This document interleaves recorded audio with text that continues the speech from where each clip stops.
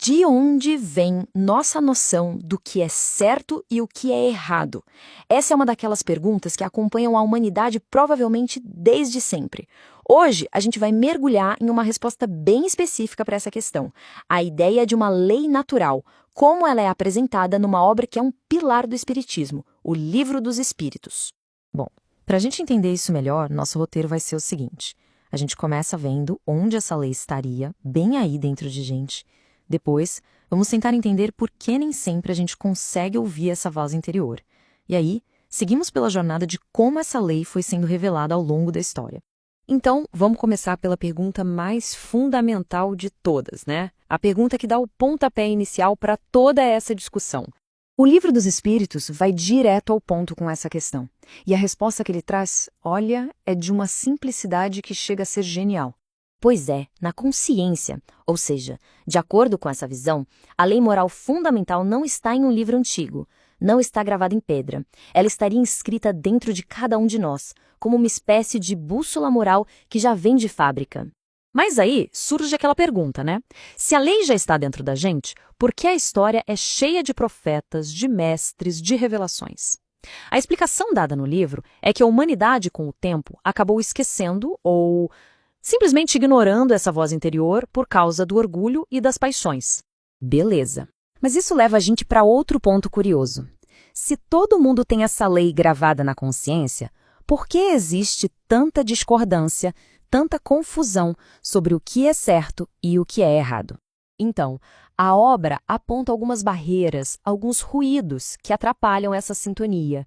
Nossos instintos, como o egoísmo e o orgulho, acabam abafando essa voz interior. Por isso, a compreensão total não é algo que acontece de uma hora para outra, sabe? É um processo, um progresso que exige esforço e boa vontade. A clareza vem para aqueles que realmente a procuram.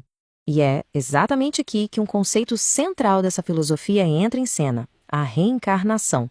Ela é vista como um mecanismo que permite esse progresso contínuo.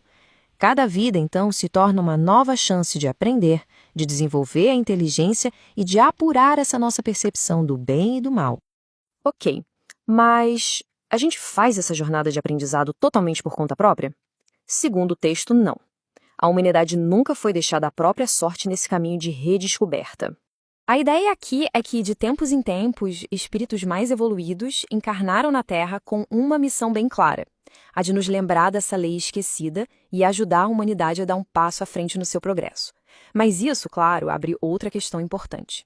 Como saber quem é quem? Como diferenciar um guia genuíno de um impostor? O texto oferece critérios bem práticos para isso. O verdadeiro profeta a gente reconhece pela sua moralidade, pela sua coerência entre o que fala e o que faz. Já o falso é movido por ambição, por interesses pessoais, e acaba misturando a verdade com seus próprios erros e paixões. Dentre todos esses mensageiros e guias que passaram pela Terra, a obra é questionada sobre qual seria a referência máxima, o guia definitivo para a humanidade. E olha que interessante, a resposta não vem com o nome de cara. Primeiro ela define o papel desse modelo. Ele é o padrão, o tipo mais perfeito que a gente pode almejar aqui na Terra. E então, a resposta é direta: Jesus. No contexto dessa doutrina, ele é apresentado como esse guia supremo e seus ensinamentos são vistos como a expressão mais pura e autêntica da lei de Deus. Mas será que essa revelação toda aconteceu de uma vez só e pronto, acabou?